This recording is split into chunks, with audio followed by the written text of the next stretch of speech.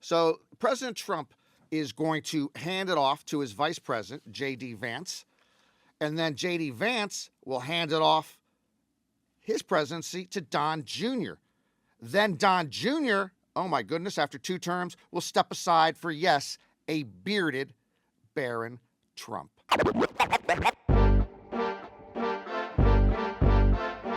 Norman Chad.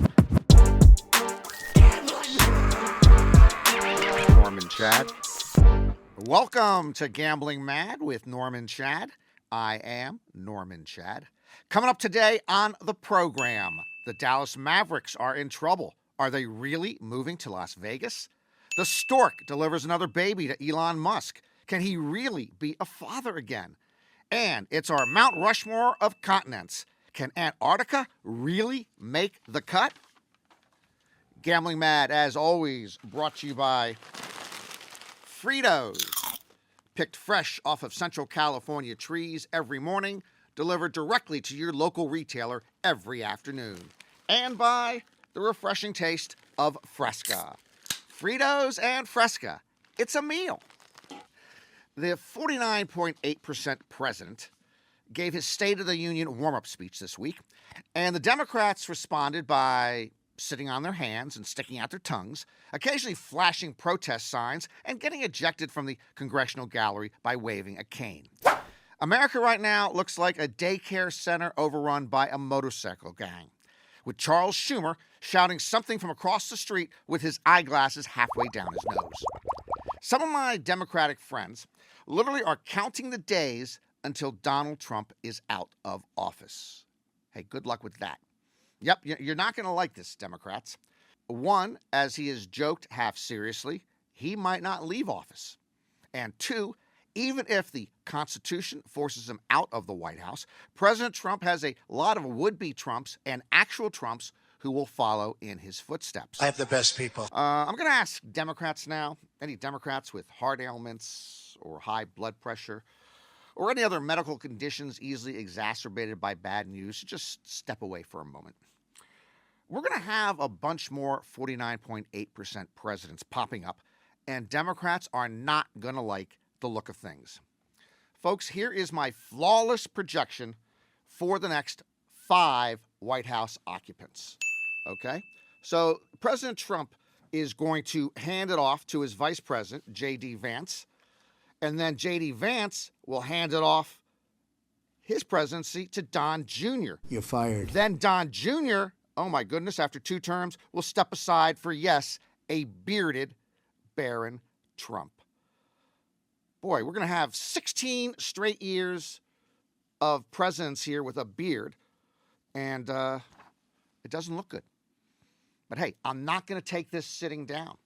By the time Barron completes his first term, I'm going to be about 90 years old, and dadgummit, I'm going to consider throwing my hat into the ring to put an end to this Trump dynasty. JD, Don Jr., and Barron. Barron probably grow a beard by then. Time for Trump Tittle Tattle. All the latest news about our con man in chief. Cue the music.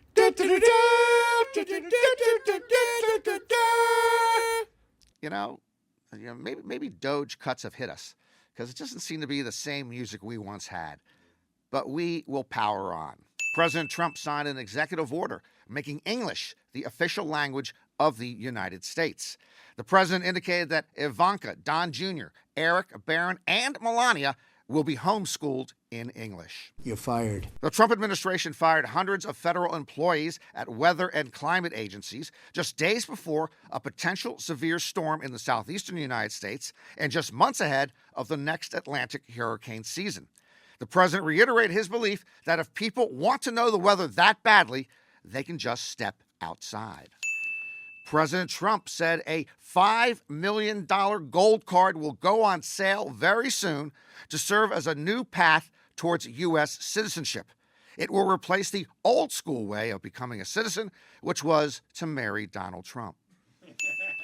President Trump opened his first cabinet meeting with prayer, then asked if he could sign and sell the prayer book. And finally, in non-government news, Pope Francis reportedly is considering resigning due to health concerns. Meanwhile, President Trump is maneuvering privately to see if he can unilaterally declare himself president and pope. That is Trump tittle-tattle for this week. Just last month, we updated you on Elon Musk's growing brood. Like Secretariat, Elon was put out to stud several years back, and boy, has he produced. 2 more babies, 2 more in 2024 alone. So who would have thought that we'd be back this soon to announce another Elon bundle of joy, or sprog, as the Brits like to say. This is number 14 for Elon. I want to run down the latest list of Elon offspring again, but I want to clarify a couple of things first. One, in most of these cases, Elon is going the in vitro fertilization route. So he is just providing his sperm, rather than having to ask Alexa for some Barry White music and then doing the dirty between the sheets. We got it together, didn't And 2, inflating Elon's numbers is the fact that he has had twins twice and triplets once. All right, let's run down the procreations of Elon once again. Start with Nevada. Then he had twins, Vivian and Griffin.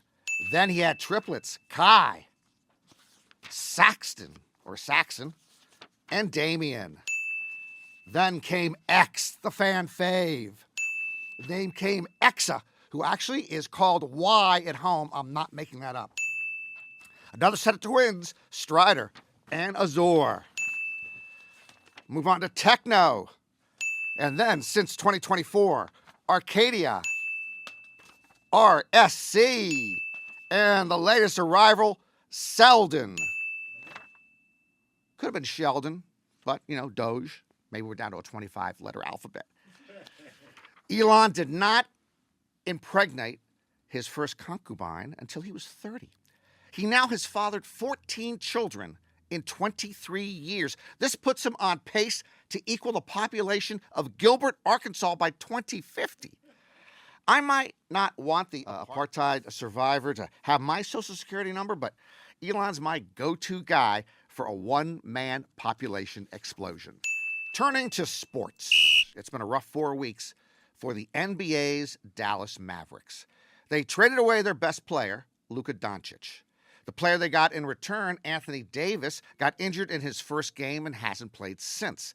Their other superstar, Kyrie Irving, tore his ACL and will miss the rest of the season. The team has lost 5 of their last 7 games. And in the midst of all that, the Mavericks announced that ticket prices will increase next season by an average of 8.6%. Folks, I don't have a Henry Ford, Steve Jobs type of business mind, but I do know that if you lose your main attraction and raise ticket prices in the same breath, this would be like McDonald's announcing that all of its beef selections will now use 80% hamburger helper while doubling the cost of a Big Mac. There's a theory the new Mavs ownership is purposely trying to wreck its fan base, a la the fictional Cleveland Indians in the 1989 movie Major League. But they could move to Las Vegas tomorrow if they wish to without doing that. Professional sports owners are hardly ever stopped from relocating. Mother bears protect their cubs. Billionaires protect billionaires. I respect the creative process, being a creator myself. I understand that, say, musicians and filmmakers use artistic license. But there are several abuses of common sense that really upset me. Here are 3 examples. There's the 2021 song by British pop star Ed Sheeran called Bad Habits. The lyrics include these words: conversations with a stranger I barely know. What the heck? The person is a stranger. You're not going to know them in the first place, so of course it's someone you barely know. It's a stranger. You don't know them at all. Next, the beloved 1994 film Shawshank Redemption. Red's narration at the end says, Andy crawled to freedom through 500 yards of shit-smelling foulness I can't even imagine. 500 yards. That's the length of 5 football fields, just shy of a half mile. Okay, yes, it's the length of 5 football fields. But 500 yards is not just shy of a half mile. It's barely more than a quarter mile. A quarter mile, 440 yards. A half mile, 880 yards. Andy crawled 500 yards. You tell me! It's a big Hollywood production. They didn't have a script editor? You're fired. And finally, let's look at Sade's 1984 hit song, Smooth Operator, which includes the following lyrics. Coast to coast, L.A. to Chicago, Western Mail. Okay, forget about the Western man business. I don't even know what the hell she's talking about right there. It's the coast to coast thing. Let's go to the national map on this one. Folks, here is Los Angeles on the Pacific coast. Here is Chicago. Coast to coast, LA to Chicago? How is Chicago on the coast? It's got to be 7, maybe 800 miles to get to Atlantic City. Chicago is in the Midwest. What is she thinking? Okie dokie, while we're here, we thought that we have going to mark all the locations in which Elon conceived his babies with the black dots. All his 14 babies. Now, you might notice there's a western tilt, but still coast to coast, LA to Chicago. He had a lot of them. There were the triplets up in the Pacific Northwest. Ooh, that cool Pacific Northwest air is a romantic type of air.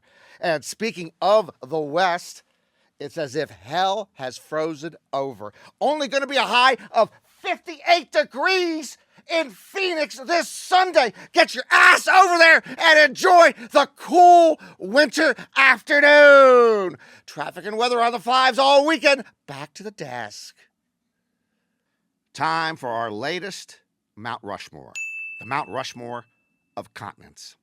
This is different than our other Mount Rushmores, which have endless choices. There are only 7 continents, and of course, just 4 openings on Mount Rushmore. It's sort of like the NBA or NHL playoffs, where just about half the league makes the postseason. We're just eliminating 3 continents to get to our Mount Rushmore. And I'm going to eliminate 2 right off the bat. Australia. I love Australia, but it isn't a continent.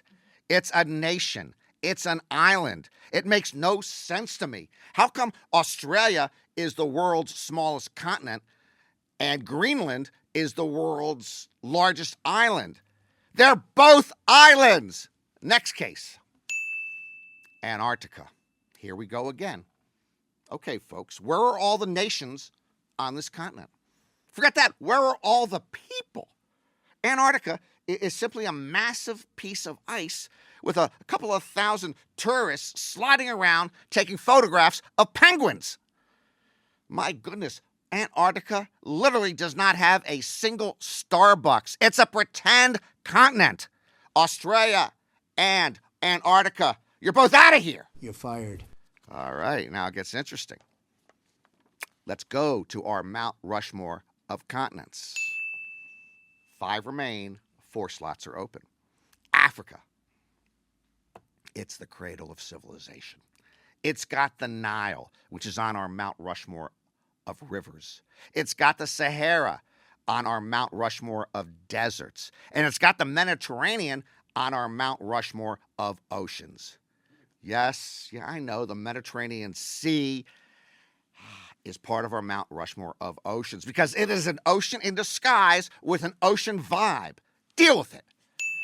Next, Asia. 60% of the world lives in Asia.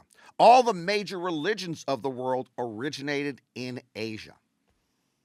Do you like orange chicken? We don't have Panda Express without Asia. Yum. All right, next, Europe. You ever hear of a man's man? Europe is a continent's continent. Ignore all the anti-Europe propaganda coming out of Magna these days. Europe looks like a continent. Europe smells like a continent. Europe feels like a continent. If you're casting for a continent in some big budget movie, you cast Europe, no audition needed. Okay, moment of truth, our final spot on the Mount Rushmore of continents. Will it be North America or South America? You know, I went with hometown bias on this one, and I picked North America. But no disrespect to South America. And my choice of North America is conditional, because I think Trump is not only going to make Canada the 51st state, he's going to make Mexico the 52nd state. And then North America would just be the USA, which would make it a one-nation continent like Australia. So South America could be in play. Anyway, there you have it, folks, your Mount Rushmore of continents: Africa, Asia, Europe, and North America. Fuck yeah! Interesting situation came up in the world of poker this past week. World Series of Poker circuit main event in Baltimore. There were 3 players left, and then a hand got involved with 2 of them, Maurice Hawkins and Divyam Satyarthi. Satyarthi was all in. Hawkins ends up making a straight on the final card to eliminate Satyarthi in 3rd place. It was, however, discovered later that everyone missed the fact, the players, the dealer, the staff, anyone watching, they missed the fact that Satyarthi made a flush on the final card.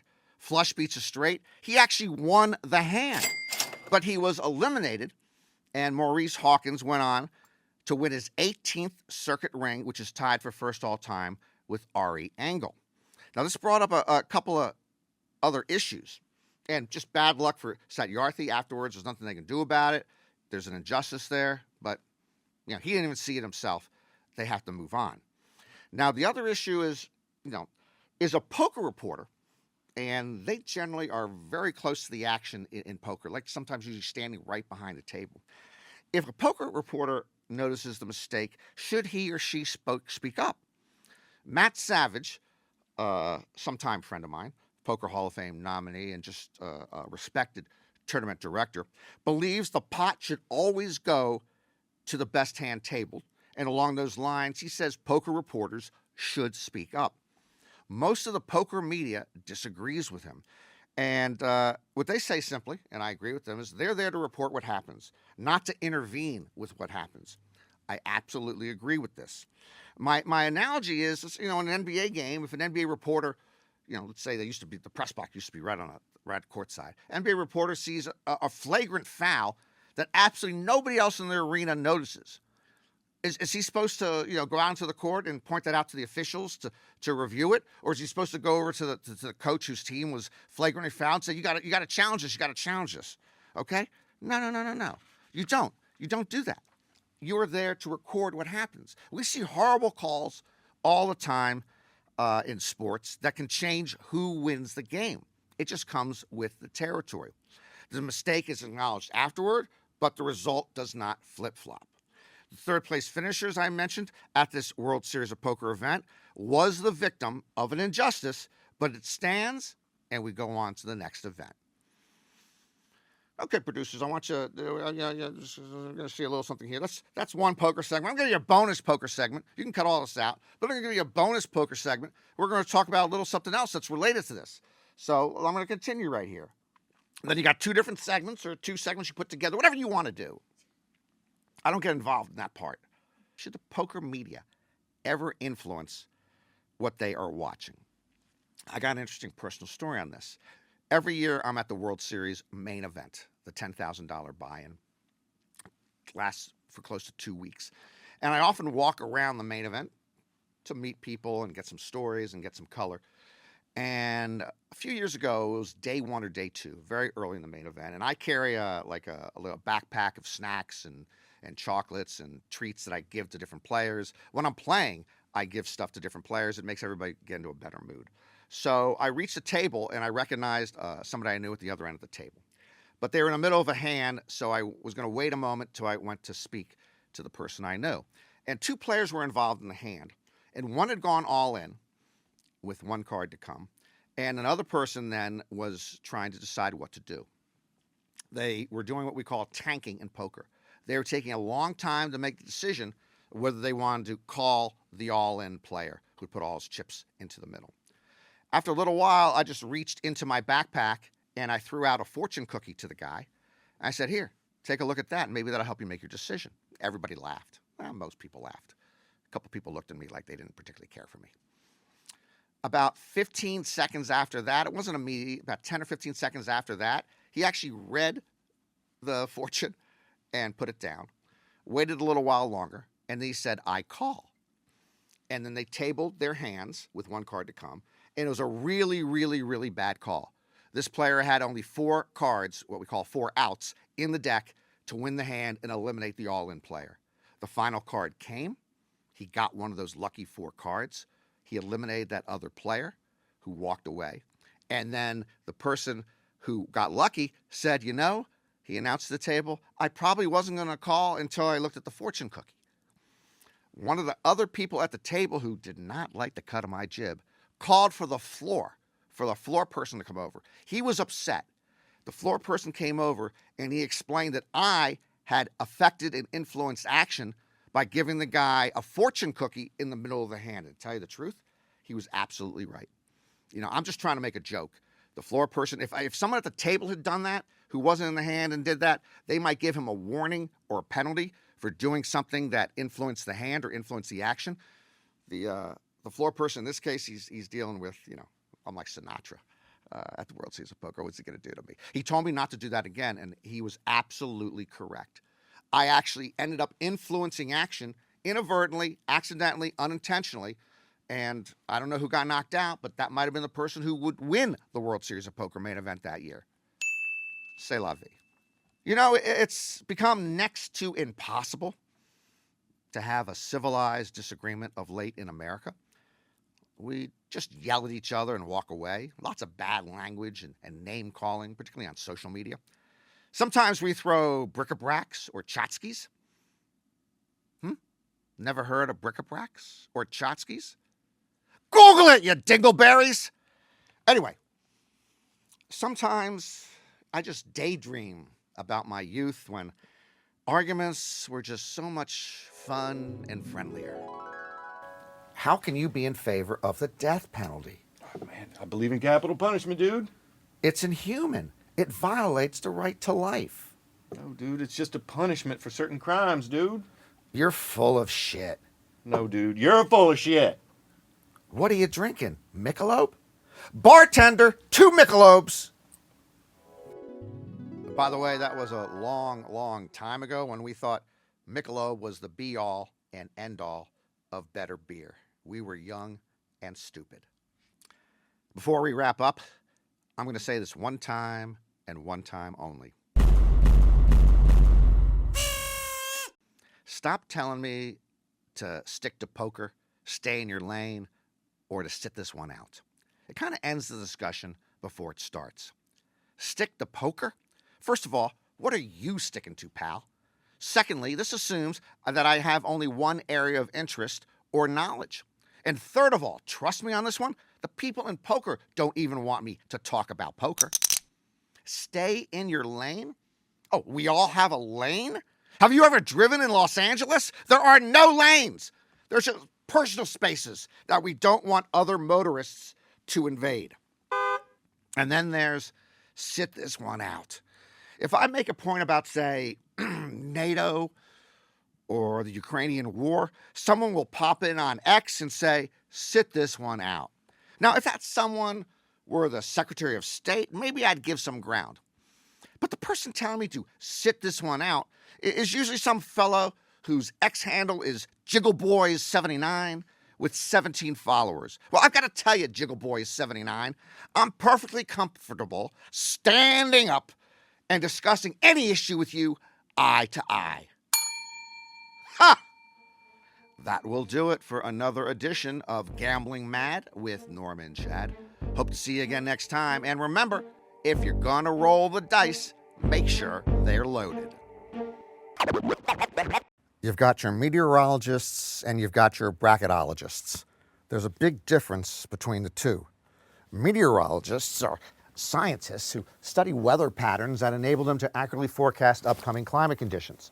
That's pretty valuable. Bracketologists are a bunch of guys named Moose and Scooter who engage in the science of predicting what teams will be part of the NCAA men's basketball tournament, better known as March Madness. I gotta say, this isn't as valuable of a science as meteorologists provide. But bracketology is a growing business. A man by the name of Joe Lunardi invented it in the late 1990s, and ever since we have paid a steep price sanity-wise. It's like voodoo economics without the tax cuts. Just a bunch of hooey about a ratings index and evaluation tools, plus there's constant talk of a team's resume or its body of work. Body of work? What, Kentucky basketball suddenly is treated like Picasso's blue period? Spare us. Meteorologists, yes. Bracketologists, no. In fact, given a choice between a bracketologist and a proctologist, just stick that damn tube up my backside and I'll be in far less pain because just 15 more seconds with a bracketologist and I will go gambling mad! Blue. Blue. Thank you. Gambling Mad with Norman Chad is written by Norman Chad and ghost-written by Norman Chad. Executive producers are John Scheinberg and Rick Barrio-Dill. Produced by Norman Chad and Rick Barrio-Dill. Our associate producers are Bree Khoury and Asher Friedberg. And edited by Asher Friedberg with studio facilities at 360 Pod Studios, Beverly Hills.